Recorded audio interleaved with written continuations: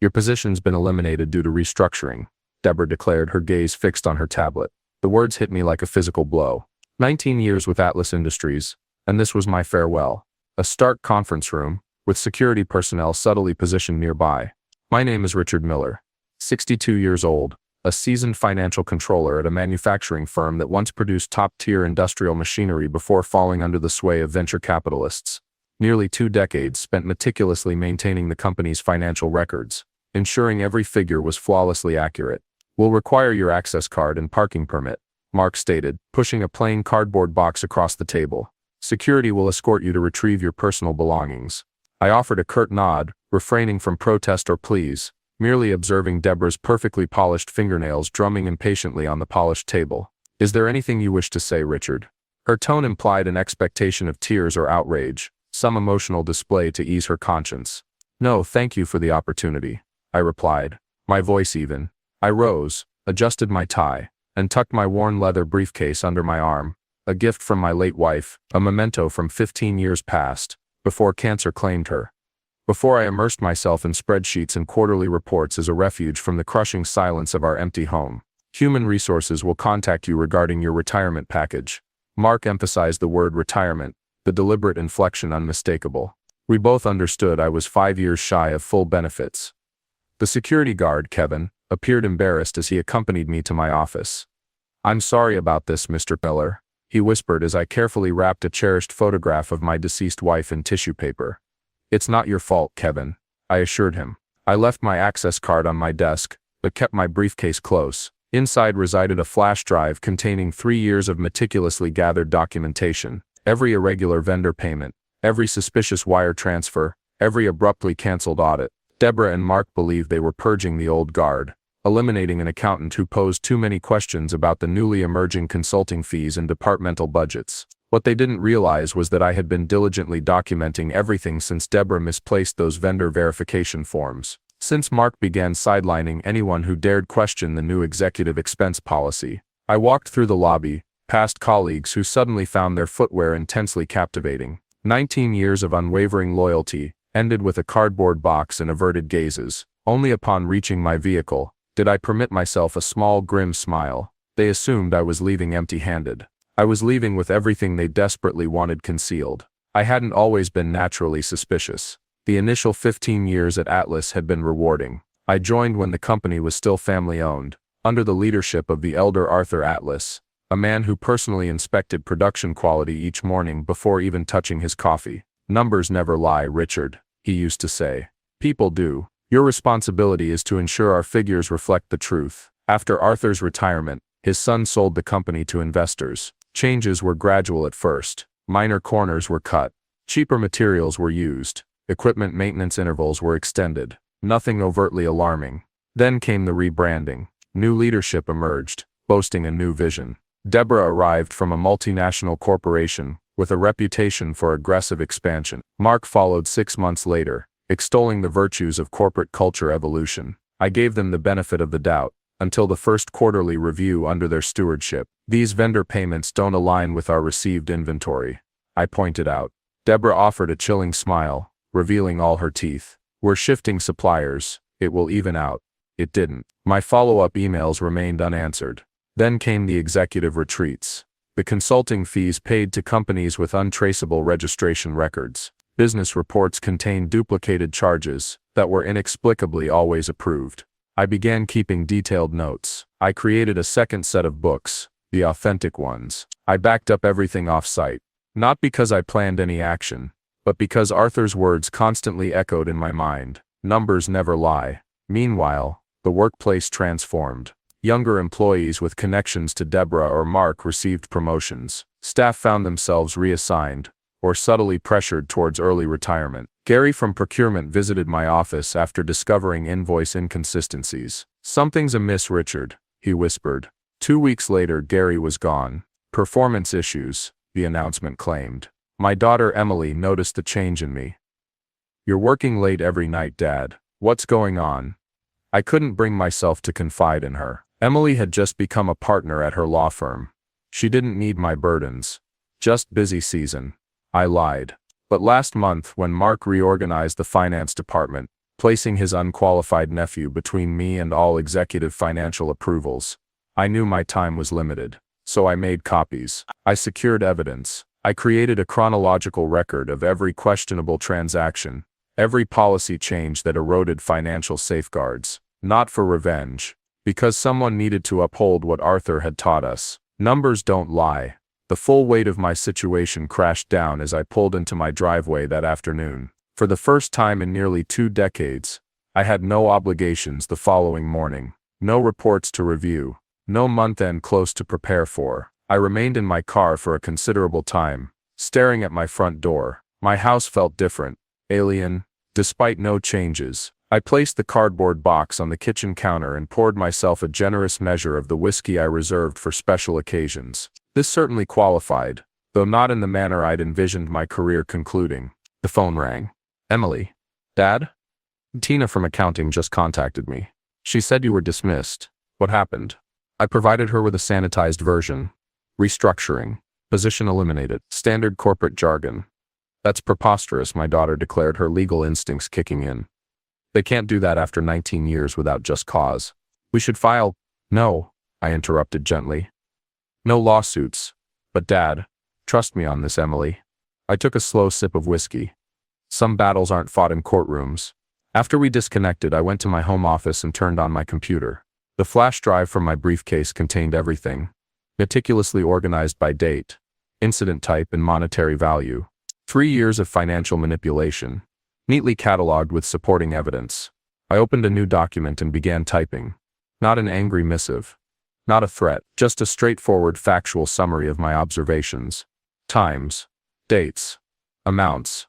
The email addresses of the Securities and Exchange Commission and the State Attorney General's office awaited in the recipient field. My finger hovered over the send button. Was I truly prepared to do this? These weren't mere spreadsheet errors or honest mistakes. This was intentional financial malfeasance. People would lose their jobs, possibly face criminal charges. The company Arthur had built could crumble. I closed the laptop without sending anything. Instead, I found myself retrieving a dusty photo album. Pictures from Arthur's retirement party, the old team. My late wife beside me at a company picnic. Both of us younger, blissfully unaware of the cancer silently growing within her. What would you do, Susan? I whispered to her photograph. I already knew the answer. Susan never tolerated dishonesty. Do what's right, she would have said. Everything else is mere noise. I slept poorly that night. By morning, a shift had occurred within me. The fog of shock had lifted, replaced by a chilling clarity. This wasn't about my job anymore. It wasn't even about me. It was about Arthur's legacy. About the vendors being defrauded. About the employees who would ultimately bear the consequences of executive greed. I made coffee, straightened my tie out of ingrained habit, and picked up the phone. John. It's Richard Miller. I need to discuss some financial irregularities at Atlas Industries. Yes. It's extensive. Can we meet today? John Parker had been my college roommate. He was now a federal prosecutor specializing in white-collar crime. The first move had been made. 3 days after my meeting with John, I received a certified letter from Atlas's legal department. The severance package they had so generously prepared required my signature on a confidentiality agreement that would prevent me from discussing any aspect of company operations, past, present, or future. The monetary amount was insultingly meager. 3 months' salary for 19 years of service. I called Emily for legal counsel. They're concerned about something, she said after reviewing the document. This goes far beyond standard non-disclosure terms. What happens if I don't sign? They're threatening to contest your unemployment benefits and withhold payment for unused vacation time. Her voice hardened, legally shaky. But they're betting you won't have the resources to fight it. I thanked her and promised to consider it. What I didn't reveal was that I'd already reached a decision. Later that afternoon, my doorbell rang. Deborah stood on my porch, wearing a smile that didn't quite reach her eyes. Richard, she said warmly, as if we were old friends. May I come in? I wanted to personally check on your well-being. I allowed her into my living room but didn't offer refreshments. The severance paperwork, she said, placing a fresh copy on my coffee table. There was a misunderstanding. We can offer an additional 2 months if you sign today. What's the urgency? I asked, maintaining a neutral tone. Her smile tightened. The board is finalizing next quarter's budget. We need to settle all outstanding financial obligations, such as properly compensating vendors. The words slipped out before I could stop them. Something flickered in her eyes.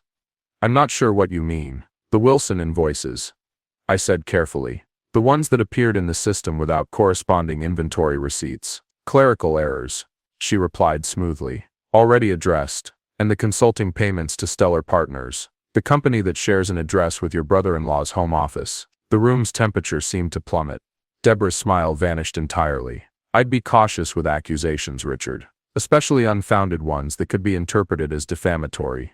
Her voice had lost all pretense of warmth. Did you remove any company documents when you left? Because that would constitute theft. I retained copies of my work product, as permitted by the employee handbook, I replied truthfully. She stood abruptly. I'll give you until tomorrow to reconsider the severance offer. After that, things might become complicated for your retirement planning. After her departure, my phone buzzed with a text from an unfamiliar number. Back off if you know what's best for you. We know about the flash drive. That evening, I noticed a vehicle parked across from my house. It was still there the next morning. By afternoon, my bank called. Someone had attempted to access my accounts using my social security number, but with incorrect passwords. When I checked my email, dozens of subscription confirmations flooded my inbox. Chamachedarid box. My Chedarid box. My Narayan box. My Chedarid box. My Nivenarag box. Urad box. I vortan firmes in Raded. My Chedarid box. Urad box. Wynekov setter mesamad. Urad box. Wynekov setter mesamad. I would Chedarid box. And would Chedarid box. Urad box. Urad box. I would Chedarid box. In would Chedarid box. Urad box. Wynekov setter mesamad. Urad box.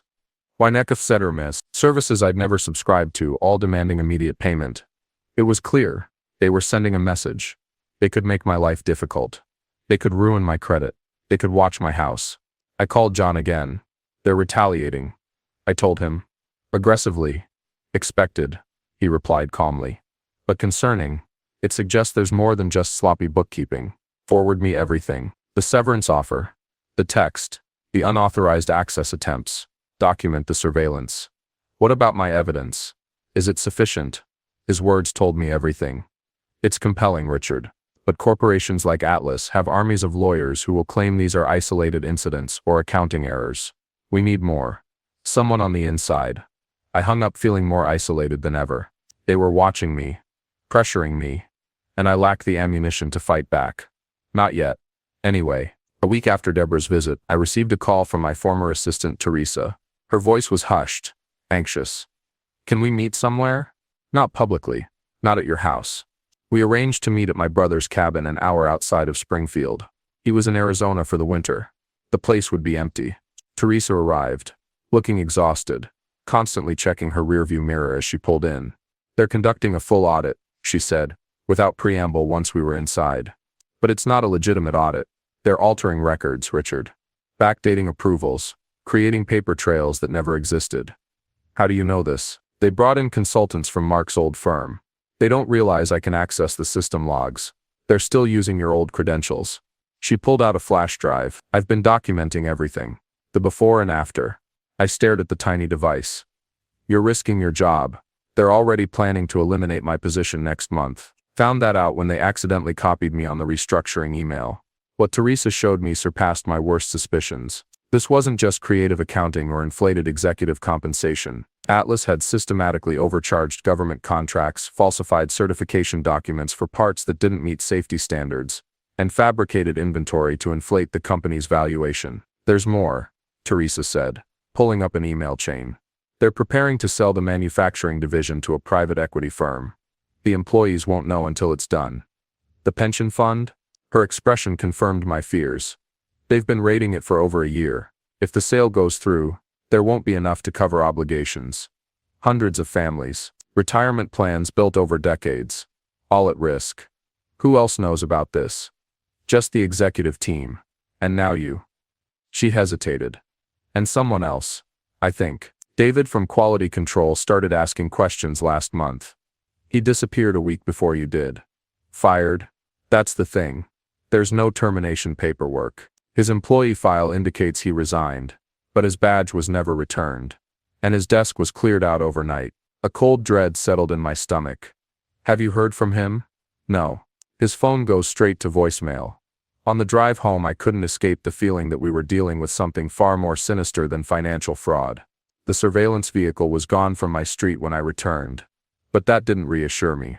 I called David's number. Straight to voicemail, as Teresa had said. I left a vague message about potential job opportunities.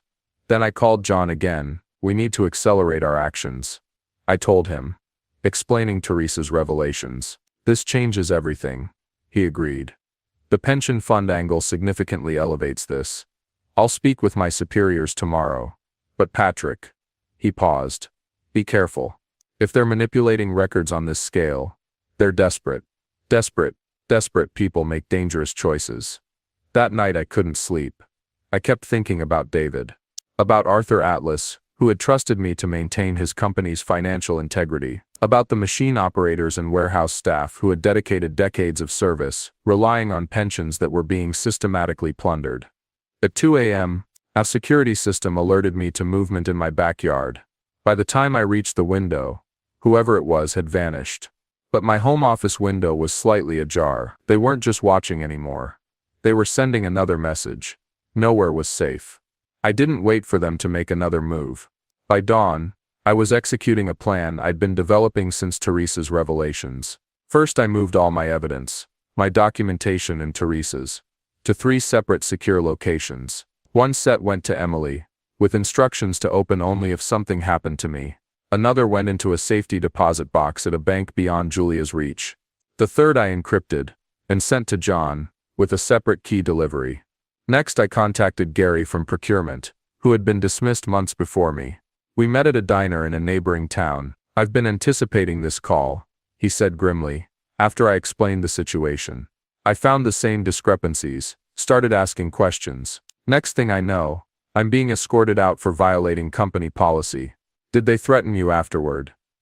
Not directly, but my home was burglarized a week later. Nothing valuable was taken, just my laptop and some files. He leaned forward. I filed a police report, documented everything. Never thought it would be useful, but it establishes a pattern, I finished. Would you be willing to provide a statement? He nodded without hesitation. Then, feeling like a coward for staying quiet this long. By afternoon, I'd connected with 2 more former employees with similar accounts. Each had pieces of the puzzle. Departments where the numbers didn't add up.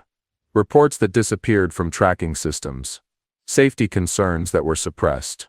John called with news. The federal prosecutor's office was officially interested, but they needed more, particularly regarding the pension fund manipulation. We require current financial records, he said. Without them, Atlas's lawyers will claim the issues were resolved after you left. Teresa was taking an immense risk simply speaking to me.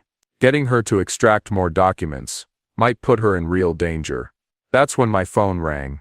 An unknown number. Richard. The voice was barely recognizable. David? I stepped outside the coffee shop where I'd been working, instinctively looking around. Where are you? All right. Listen closely. His words were rushed, panicked. The Springfield contract. Check the testing certification documents against the actual test results. They're installing defective parts in military vehicles. David? Where are they? Threatened my family. Said they'd make sure my kids. His voice cracked.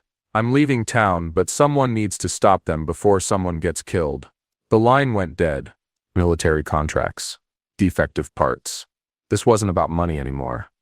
It was about lives. I called John immediately, relaying David's information. His response was instantaneous. This changes everything. I'm involving the Department of Defense. Can you come to my office now? 3 hours later, I sat in a conference room with John and 2 stern-faced DoD investigators.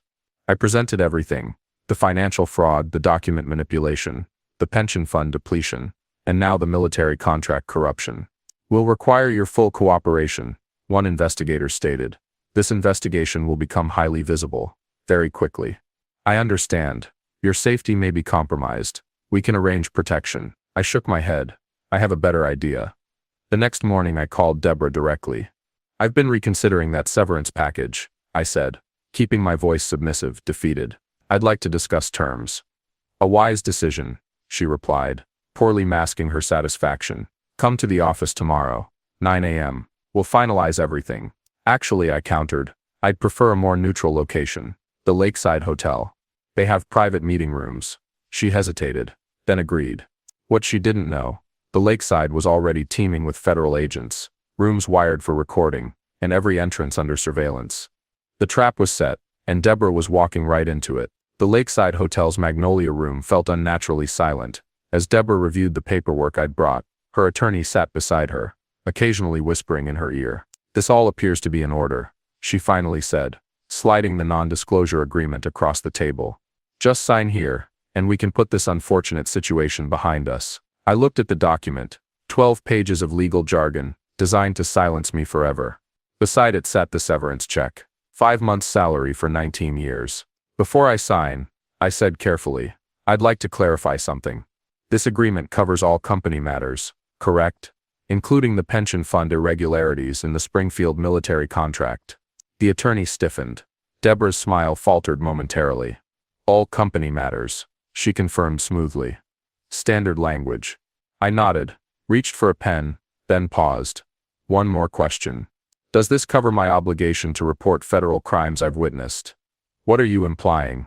The attorney leaned forward. "I'm not implying anything," I replied. "I'm stating that I've already provided evidence of fraud, embezzlement, and criminal endangerment to federal authorities, including our conversation right now." On cue, the conference room door swung open. John walked in, flanked by FBI agents and the DOD investigators. "Deborah Stevens," one agent said, "we have a warrant to search all Atlas Industries facilities and seize financial records related to government contracts." Her face drained of color as John placed a thick folder on the table. "This is merely a fraction of what we possess," he said quietly. "The rest is being presented to a grand jury as we speak." Deborah lunged for her phone, but an agent gently restrained her. "Mark Jenkins and the CEO are being detained for questioning concurrently," he explained, along with several board members. I didn't linger to watch them escort Deborah away. My role was complete. 6 months after the arrests at the Lakeside Hotel, I stood in the old Atlas manufacturing facility, observing workers on the assembly line. The machines hummed with the same familiar rhythm they had for decades, but everything else had changed. The company had been placed in receivership during the investigation. When the dust settled, an employee coalition had managed to acquire the manufacturing division, with assistance from a state economic development fund. They'd renamed it Atlas Legacy Manufacturing. They'd asked me to help establish new financial systems, sound systems with transparency and accountability integrated at every level. "All finished for the day, Mr. Miller." Kyle, the security guard who had once escorted me out, now nodded respectfully as I signed out at the front desk. "Almost," I replied, returning my visitor's badge. Outside, Emily waited in her car. "How does it look in there?" she asked, as I settled into the passenger seat. "Good. They have a strong team. They'll manage without my oversight." I glanced back at the building. Arthur would be proud. We drove in comfortable silence for a time. The news had extensively covered the story. Executives arrested, charges filed, plea bargains negotiated.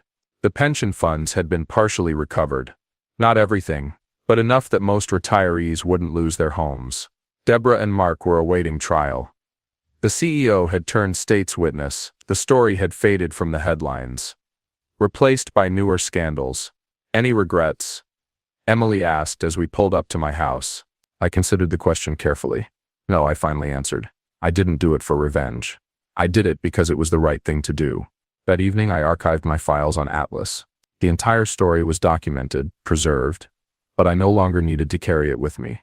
Tomorrow I was beginning as a part-time financial ethics consultant for a manufacturing association, assisting other companies in establishing systems that would make it more difficult for the Deborahs and Marks of the world to manipulate their financial records. Not a bad final chapter for a 62-year-old accountant who simply wanted the numbers to tell the truth.